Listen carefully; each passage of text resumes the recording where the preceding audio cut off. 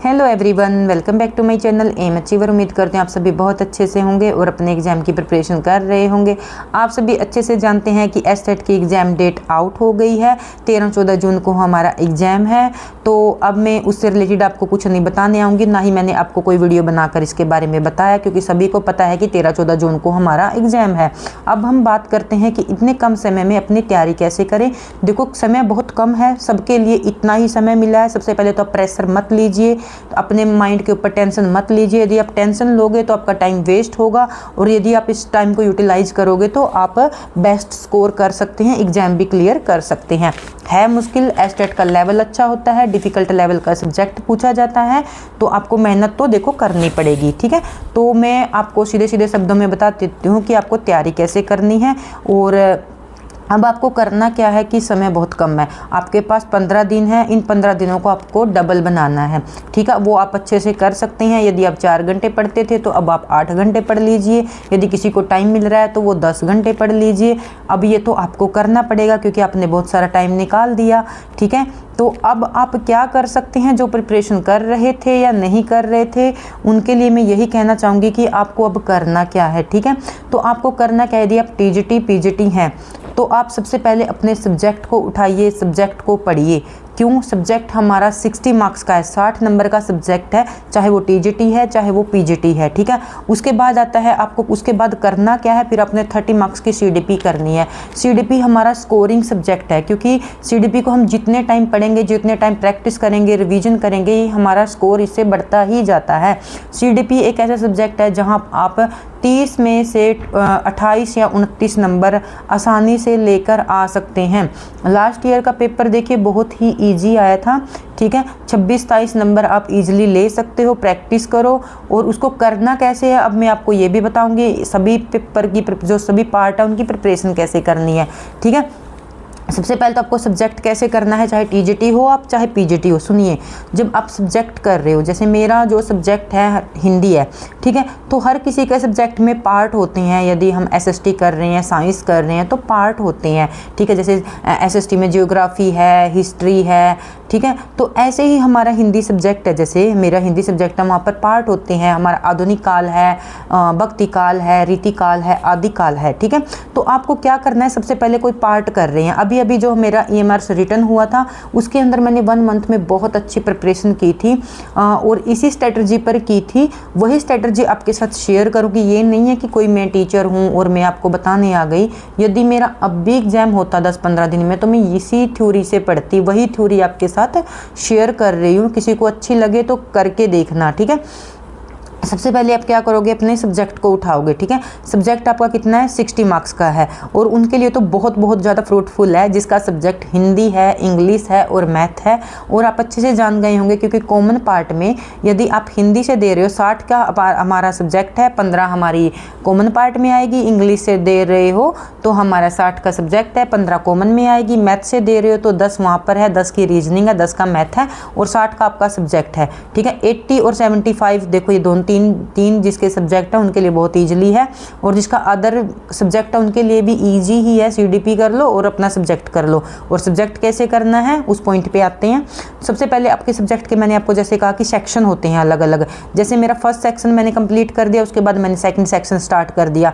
जब मैंने third section start किया ना, तो मैं वापस से अपने फर्स्ट सेक्शन के ऊपर आ गई थी। ठीक है, क्योंकि यदि मैं थर्ड पार्ट करती रहती और तो मैं फर्स्ट को तो भूल जाती ना, क्योंकि टाइम लग जाता है। और जो लिटरेचर होता है, आप सभी अच्छे समझते होंगे, थोड़ा बहुत लेंथी होता है। ठीक है, और उसको याद करना पड़ता है। ठीक है, तो जब मैं हर सब्जेक्ट देखो डिफिकल्ट होता है, मैं ये नहीं कहती मेरा ही डिफिकल्ट है।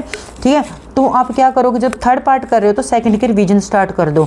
जब मैं फोर्थ पार्ट पे की गई तो मैंने क्या किया, सेकंड पार्ट की रिवीजन स्टार्ट कर दी। इससे क्या हुआ, मेरे फोर्थ पार्ट कंप्लीट हो गए, और 2 की क्या हुई, साथ के साथ रिवीजन हो गई। मैं आपसे यही कहना चाहती हूँ कि आप अपने सब्जेक्ट की तैयारी भी कीजिए, साथ साथ में रिवीजन भी कीजिए। रिवीजन और प्रैक्टिस ही किसी भी सब्जेक्ट को परफेक्ट बनाती है। ठीक है, तो मुझे अब रिवीजन की टेंशन नहीं होगी। अब जब आप पढ़ोगे तो आपको रिवीजन की टेंशन नहीं होगी। आपको ये भी पता है कि मेरी साथ के साथ रिवीजन चल रही है। एक बार करके ज़रूर देखना, आपको इससे बहुत बेनिफिट होगा। उसके बाद सीडीपी बहुत स्कोरिंग सब्जेक्ट है। अब आपको इसको ये नहीं पढ़ना कि डेली आप एक दिन पियाजे की थ्योरी पढ़ोगे, एक दिन कोलबर्ग की थ्योरी पढ़ोगे, एक दिन आप लर्निंग थ्योरी कर रहे हो, एक दिन आप डिसेबिलिटी पढ़ रहे हो, फोबिया पढ़ रहे हो। तो अब आपका ये टाइम नहीं है। अब आपने उठाना है एक दिन में 5 टॉपिक सिलेक्ट करिए। 5 दिन में वो टॉपिक कौन से करने हैं, उनको टारगेट बनाइए कि मैंने आज 5 टॉपिक करने हैं तो करने हैं, चाहे कैसे भी करने हैं। मैराथन से करिए, डेली अलग अलग वीडियो देख के करिए, आपकी बुक से करिए, आपके नोट्स से करिए, पर डेली 5 टॉपिक जरूर करिए, ठीक है, चाहे कितना भी टाइम हो। अब तो टाइम थोड़ा ठीक है, गर्मियाँ हैं, सब अंदर ही हैं, तो बाहर काम इतना नहीं है, तो आप इजीली कर सकते हो सब्जेक्ट और सीडीपी, ठीक है। सीडीपी के लिए आप टारगेट लीजिए कि मैंने सिर्फ 1 वीक में अपनी सीडीपी कंप्लीट कर देनी है। उसके बाद सिर्फ मैंने 2-4 दिन आपकी इसकी रिवीजन करनी है या मैराथन लेनी है, ठीक है। तो आप सभी की यहाँ से क्या हुआ, 60 और 30 19 नंबर की प्रिपरेशन यहाँ से हो गई। और आपके माइंड के ऊपर बर्डन भी नहीं है साइकोलॉजी, आप 2 सब्जेक्ट पढ़ रहे हो ना डेली, ठीक है। उसके बाद आ जाता है हमारा हिंदी और इंग्लिश जो 15-15 नंबर का है। यहाँ पर इंग्लिश के लिए मैं आपको यही कहना चाहती हूँ कि इंग्लिश के लिए आप सिर्फ मैराथन क्लास देखिए, क्योंकि लास्ट ईयर का एग्जाम उठा के देखिए, वहाँ पर क्या आया है, सिर्फ पेडागोजी से क्वेश्चन पूछे गए हैं। एक पैराग्राफ था और पेडागोजी थी, ठीक है। अब हिंदी ग्रामर में ये नहीं है कि आपको हिंदी ग्रामर करनी है, आपको सब्जेक्ट वर्ब एग्रीमेंट करना है, टेंस पढ़ने हैं, वो क्या है जो आर्टिकल पढ़ने हैं, प्रपोजिशन पढ़नी है। अब वो टाइम नहीं है, सिर्फ आपको पेडागोजी की एक मैराथन वीडियो उठाओ, उसके लिए दिन फिक्स करो कि मैंने इस दिन इसको करना है, ठीक है। फॉर एग्जांपल आज मंडे है, अब ट्यूसडे है, कल आप इंग्लिश की मैराथन ले लो, ठीक है। तो आपकी इंग्लिश की कन्फ्यूजन दूर हो गई। पैराग्राफ के लिए आपको कोई क्लास लेने की ज़रूरत ही नहीं है, क्योंकि पैराग्राफ में तो वहाँ पर आप एग्जाम के अंदर कर लोगे। अब आई हिंदी की बारी। हिंदी में लास्ट ईयर क्या था कि 2 क्वेश्चन पैराग्राफ से थे और 2 क्वेश्चन टीचिंग मेथड से थे, ठीक है। टीचिंग मेथड आप दोनों जगह करना, हिंदी में भी और इंग्लिश में भी, ठीक है। और वो आप कर लोगे क्योंकि अपने बीएड के अंदर टीचिंग मेथड अच्छे से किए हुए हैं, ठीक है। तो आपने क्या करना है, अब बची हमारी हिंदी व्याकरण। व्याकरण को देखो आपको करना पड़ेगा, आप कैसे भी करो, मैराथन देख के करो या डेली एक सिलेक्ट।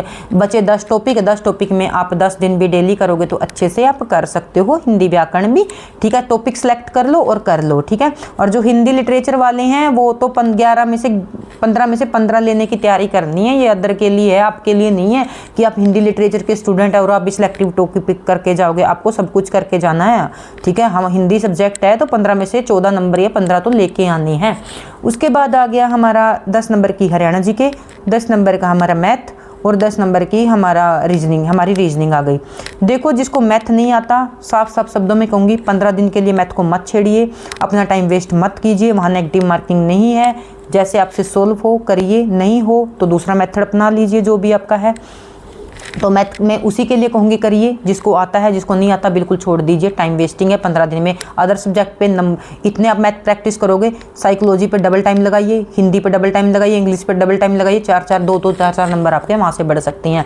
अब आ गए हम हिंदी व्याकरण, जो हिंदी हमारी वो है हरियाणा जीके है। हरियाणा जीके को कैसे करना है, देखो मैं अपने पॉइंट ऑफ व्यू से कहूँ तो मैं क्या करती, अब मैं पूरी हरियाणा जीके बिल्कुल भी नहीं पढ़ती। मैं क्या करती, हरियाणा की ज्योग्राफी की क्लास देख दी, एक दिन हरियाणा की हिस्ट्री की क्लास देखती, एक दिन हरियाणा के कल्चर की क्लास देखती, एक दिन हरियाणा के एग्रीकल्चर की क्लास देखती, ठीक है। सिर्फ 3-4 क्लास में मैं हरियाणा जीके को कंप्लीट करती, क्योंकि 6 या 7 नंबर का आना है, 3 नंबर का तो करंट अफेयर पूछा जाता है हरियाणा जीके में भी, ठीक है। अब आपकी मर्जी है आप कैसे करोगे, मैंने आपको बता दिया। उसके बाद आती है रीजनिंग, जिसको आती है रीजनिंग करिए, जिसको नहीं आती है 3-5-6 टॉपिक अच्छे से सिलेक्ट करिए और वो आप अच्छे से ईजिली रीजनिंग को कर सकते हैं, क्योंकि ईजी जो रीजनिंग है उसका जो रेशो होता है ईजी टू मॉडरेट होता है, ठीक है। तो उम्मीद करती हूँ मैंने आपको सभी पैटर्न बता दिया। मैं तो ऐसे ही करती, क्योंकि मेरा जो रीजनिंग है वो थोड़ी अच्छी है, उसको मैं 2-4 दिन दे देती, ठीक है। जिसको रीजनिंग आती है वो अच्छे से कर सकते हैं, जिसको मैथ नहीं आता वो छोड़ सकते हैं, जिसको आता है वो अच्छे से कर सकते हैं। तो मैंने आपको बता दिया, मेन फोकस ओनली 2 या 3 सब्जेक्ट के ऊपर रखिए। 15 दिन में ज़्यादा बर्डन मत लीजिए। जो सब्जेक्ट आपका स्कोरिंग हो उसके ऊपर फोकस कीजिए और वहीं से पढ़िए जो कम समय में ज़्यादा आपको पढ़ा रहा है। ये नहीं है कि आप कोई लाइव आ गया और लाइव में आपको ऑप्शन पूछे जा रहे हैं, आपसे क्वेश्चन पूछे जा रहे हैं, वहाँ पर ओनली आपका टाइम वेस्ट है। अच्छा कंटेंट आपको मिले वहाँ पर पढ़िए, मल्टी टाइम रिवीजन करिए, प्रैक्टिस करिए, एग्ज़ाम हो जाएगा। अपने टाइम को डबल कीजिए। अब लिखने और नोट्स बनाने का टाइम नहीं है। अपने माइंड को इंस्ट्रक्शन दीजिए, वही काम करेगा, वही आपके एफर्ट लगाएगा। अब आपके पास बस ये टाइम है कि आप मल्टी टाइम पढ़ते जाइए और मल्टी टाइम रिवीजन करते जाइए। और उम्मीद करती हूँ जब मेरी 20-25 दिन में अच्छे से प्रिपरेशन हो गई थी तो आपकी भी हो जाएगी। तो अच्छे से मोटिवेट होकर प्रिपरेशन करते रहिए। आपका कर्म करना आपका काम है, फल देना प्रभु भगवान का काम है। आप अपनी प्रिपरेशन करते रहिए, अपना कर्तव्य निभाते रहिए। आगे की आगे देखेंगे, पॉजिटिव रह के प्रिपरेशन करना, सब अच्छा होगा। Thank you.